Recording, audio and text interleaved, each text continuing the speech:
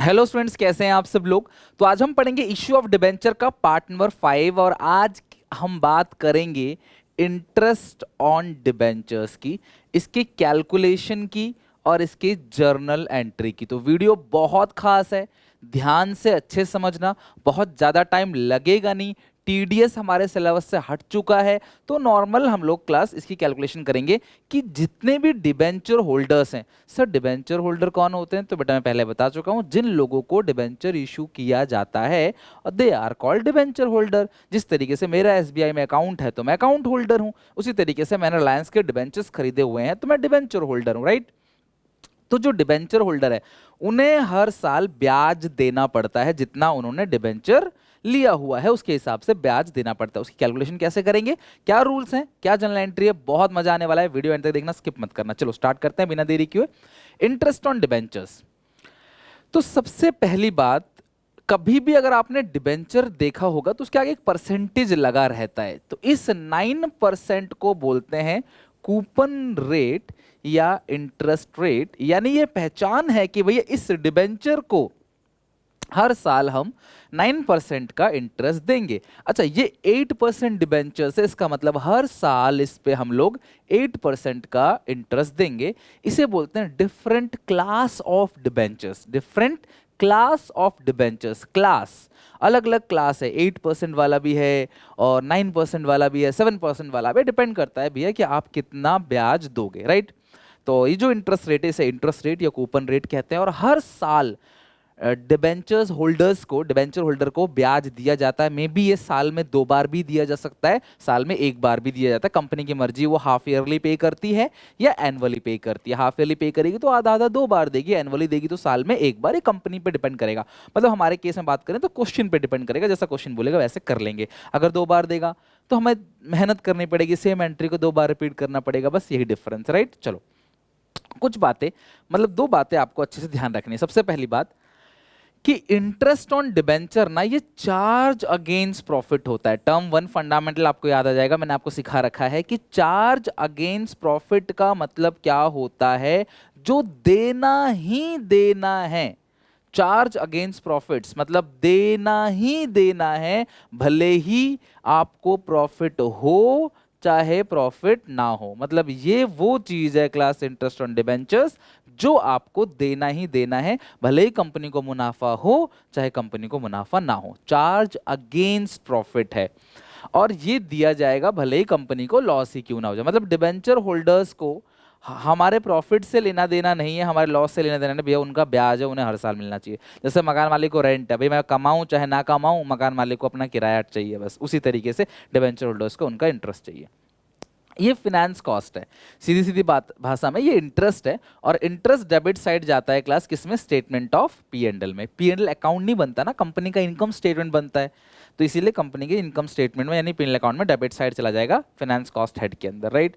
तो ये पहली बात होगी कि इंटरेस्ट देना ही देना है, पहली बात। दूसरी बात कैलकुलेशन के ऊपर, कि जब भी तुम इंटरेस्ट ऑन डिबेंचर निकालोगे तो फेस वैल्यू ऑफ डिबेंचर्स पे निकालोगे। किस पे निकालोगे, फेस वैल्यू ऑफ डिबेंचर। यानी कि जो डिबेंचर्स है ना उसकी फेस वैल्यू पर इंटरेस्ट की कैलकुलेशन होती है हमेशा।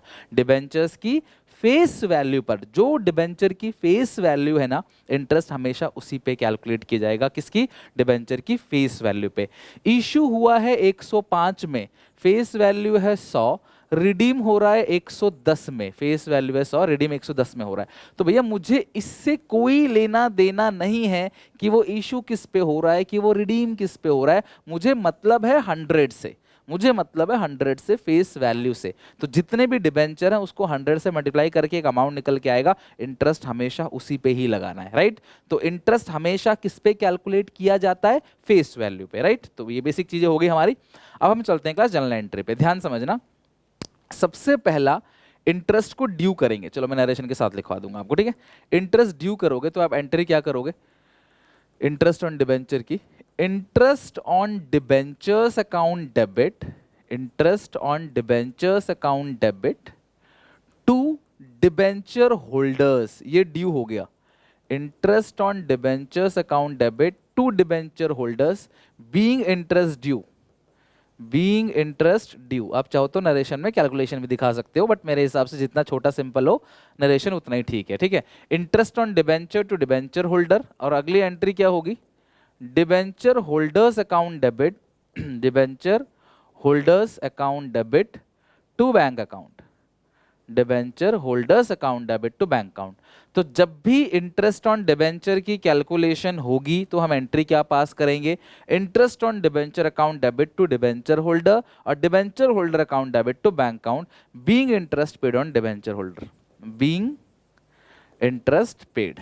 ठीक है, तो पहले इंटरेस्ट ड्यू होगा, ठीक है, अब फिर इंटरेस्ट पे होगा। अच्छा, अगर साल में आप 2 बार देते हो इंटरेस्ट तो ये एंट्री 2 बार होगी, एक मान लो 30 सितंबर को देते हो और एक मान लो 31 मार्च को देते हो, तो यही एंट्री साल में 2 बार होगी।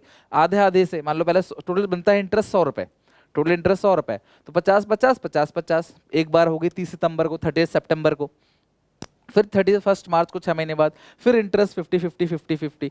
तो interest due, being interest due, फिर इंटरेस्ट की पेमेंट करोगे, ड्यू हो जाएगी फिर पेमेंट हो जाएगी, राइट। तो इस तरीके से इंटरेस्ट की एंट्री ध्यान रखना, interest on debenture, debenture holder, debenture holder to bank. Ultimately देखोगे तो आप 11th में भी इंटरेस्ट की एक एंट्री पास करते थे, इंटरेस्ट टू बैंक, अभी भी वही हो रही है, इंटरेस्ट टू बैंक, क्योंकि डिबेंचर होल्डर तो कैंसिल हो गया, बट यहाँ पे एक रूट के थ्रू होगा, एक रूट के थ्रू, सेम डेट पे क्लास एंट्री हो रही है लेकिन एक रूट के थ्रू कि पहले डिबेंचर होल्डर को ड्यू किया जाएगा, फिर जो है वो पेमेंट किया जाएगा। तो interest on debenture to debenture holder, debenture holder to bank. फिर ईयर एंड में, ईयर एंड में वो जो इंटरेस्ट है ना, जितना भी इंटरेस्ट है वो खर्चा है और खर्चा जाएगा पी एंड एल अकाउंट में, तो हम एंट्री पास करेंगे statement of P and L account debit, statement of P and L account debit to interest on debenture. तो जितना भी इंटरेस्ट है वो सारा का सारा, मान लो आपने साल में एक बार एंट्री की, यहाँ पे है 100 रुपीज 100 रुपीज, तो ये 100 चला जाएगा पी एंड एल में। अब साल में आपने यही एंट्री 2 बार करी है 50 50 से, तो साल में 2 बार हुआ, पर यहाँ तो 100 ही जाएगा ना, यहाँ तो टोटल मिला के भाई पी एंड एल तो साल में एक बार बनता है, भले ही तुम इंटरेस्ट 2 बार दे रहे हो, पी एंड एल तो एक ही बार बनेगा। तो यहाँ पे लिखोगे being interest debited to statement of P and L, to statement of P and L, जो इंटरेस्ट है वो statement of P and L में डेबिट हो जाएगा, राइट, लेकिन प्रॉफिट एंड लॉस अकाउंट में डेबिट हो जाएगा। तो ये है एंट्री इंटरेस्ट के ड्यू की, ये है इंटरेस्ट को पेमेंट करने की एंट्री, और ये है इंटरेस्ट को प्रॉफिट एंड लॉस अकाउंट में भेजने की एंट्री, राइट। तो इस तरीके से क्लास आपको ये टॉपिक क्लियर हो गया। अब हम एक क्वेश्चन देखते हैं क्लास, बहुत ज़्यादा क्वेश्चन प्रैक्टिस के लिए भी है नहीं इसमें, मैं आपको एक क्वेश्चन कराऊंगा और उससे आपको कॉन्सेप्ट क्लियर हो जाएगा, बिकॉज एंट्री में कोई चेंज नहीं है, ये एंट्री होती है सेम, ठीक है, interest on debenture, debenture holder, debenture holder to bank. चलो, अब मेरे पास एक क्वेश्चन है ऋषि लिमिटेड करके, तो इस क्वेश्चन को पूरा पढ़ते हैं, अंडरस्टैंडिंग करते हैं, इसकी इंटरेस्ट की कैलकुलेशन करते हैं, फिर हम एंट्री पास करेंगे।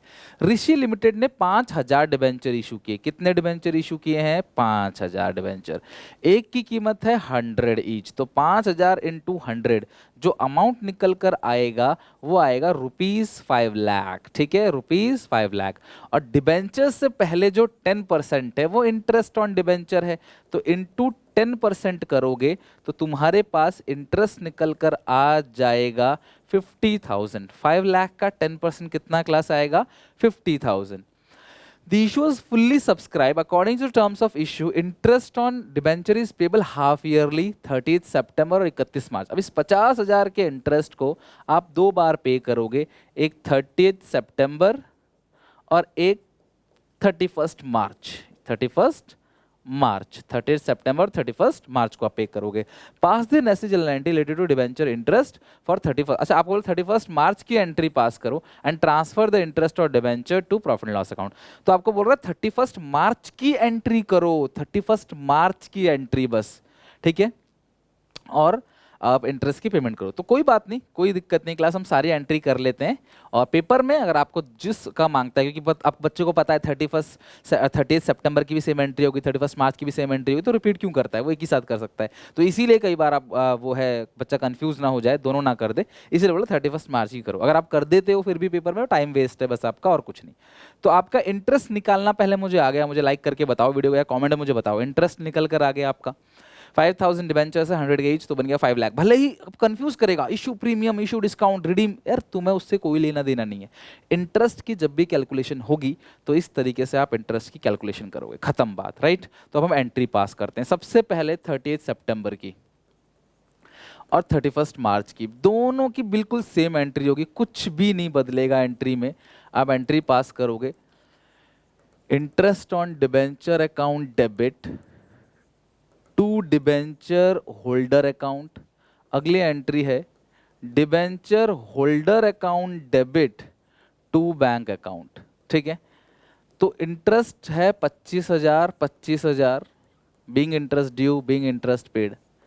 अब ये साल में 2 बार होगी, तो मतलब एक बार इस चीज को क्या करना है आपने, रिपीट करना है। पेपर में ऐसे रिपीट मत लिख के आना, पेपर में 31 मार्च की ही करनी है, बट 30 सितंबर और 31 मार्च सेम एंट्री, ये 2 एंट्री रिपीट होगी। साल में 2 बार इंटरेस्ट जा रहा है ना, तो 2 बार एंट्री होगी।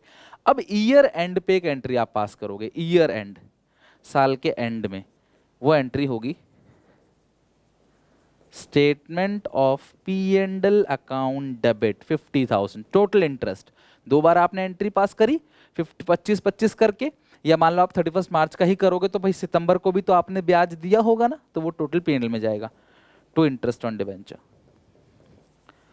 To interest on debentures 50,000, right. तो इस तरीके से being interest on debenture transfer to statement of P&L, ऐसा करके आप पूरा का पूरा भेज दोगे, राइट। तो इस तरीके से, और एंट्री में कुछ खास बदलेगा नहीं, कुछ खास है भी नहीं बदलने के लिए, बस आपकी इंटरेस्ट की कैलकुलेशन ध्यान रखना, किसी पे भी इशू हो रहा सही, किसी पे भी इशू हो रहा सही, पार प्रीमियम डिस्काउंट मल्टीप्लाई हमेशा फेस वैल्यू पे करोगे, फिर एक अमाउंट निकल कर क्लास आएगा और उस अमाउंट पे डिबेंचर का परसेंटेज लगाओगे, राइट। तो आई होप आपका क्लियर हो गया टॉपिक, ये इंटरेस्ट इन डिबेंचर हमारा खत्म हो गया।